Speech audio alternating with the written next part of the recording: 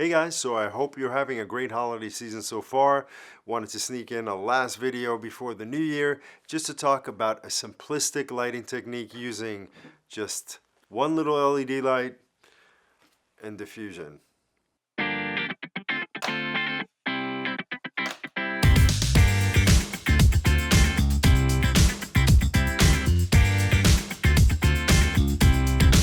So I really wanted to show you how you can make one light and diffusion really work. Now how lighting usually works is if you have this light, usually it comes with these little mini diffusers.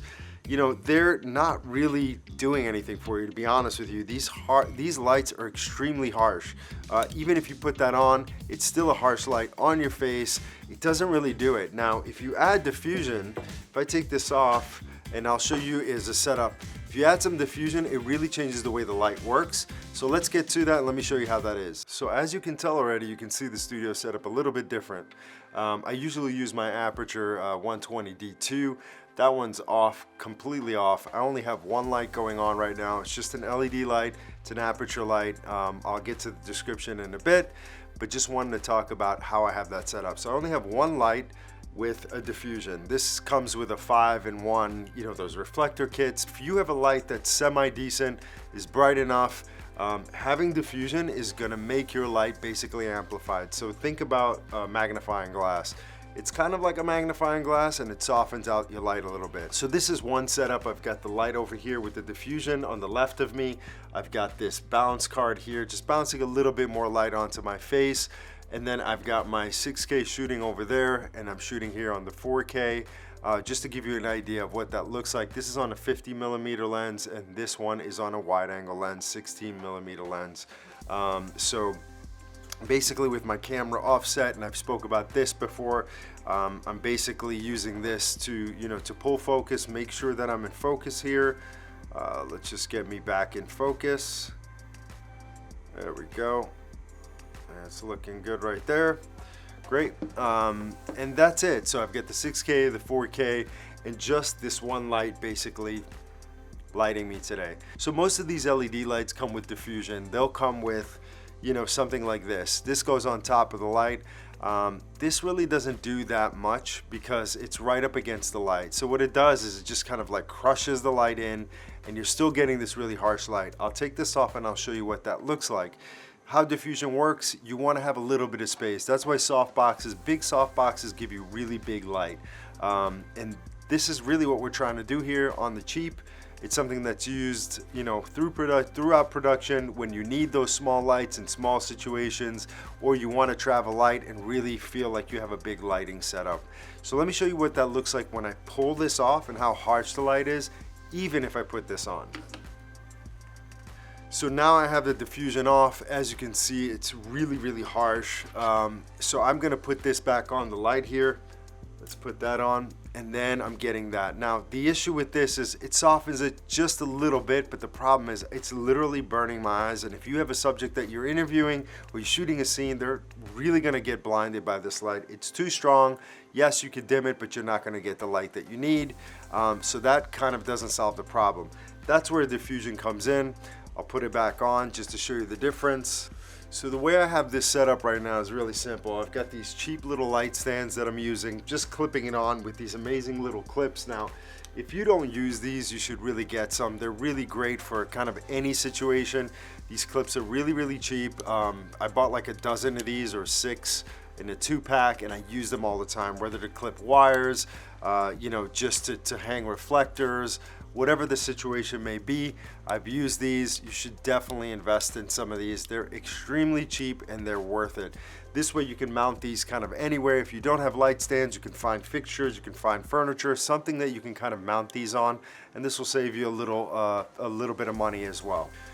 So we're gonna try one more lighting setup, and this will be a top light, or I can try one that's a little bit more in front. The one caveat about using a small light is you really need to kind of hone in and tighten up your space a little bit. So using something like a 50mm lens would be great because you can push in a little bit, do kind of a medium or really, you know, like a tighter shot so you don't see this stuff on the left and the right of you, and people won't even notice it. So all they're gonna see is kind of like a just, you know, really tight shot, you know, of you again, like just a little bit of the head, a little bit of the torso, and you're good to go. And you can frame that shot and it looks great. So, you know, usually what I would do is I would have the subject here, and I know all this stuff is kind of in the way, so let me just move that back a little bit. So you could use this also as a like a hair light as well. So if you bring this back and I change some of this setup, let me show you what an interview setup would look like, just so you can get an idea. Okay, so if I want to do a basic interview setup, this is how I would set it up. I would have a light facing the person a little bit here, have somebody off camera here, just asking them the question that they need to do. Now, it's not really bothering my eyes so much because I have the diffusion there. Someone's asking me questions, camera's offset here. I've got the 6K camera pointing directly at me. As you can see, there's back here is bouncing a little bit of light back towards my neck over here. And this is how I would do a basic interview. The mic is set up right here. I may move it over just slightly a little bit, but just for all intents and purposes here, we're using this. So now you've got this really dramatic interview with somebody's being asked questions. Now, mind you, this is a one light setup, which is really, really easy to pull together. And this is something to easily pack down and take with you and set up for a one-person interview, talking head, a vlog, something like that, again, with just that light. So I think this is a good opportunity to kind of give this a shot, see how it works. Now, it doesn't really matter the type of lights that you're using.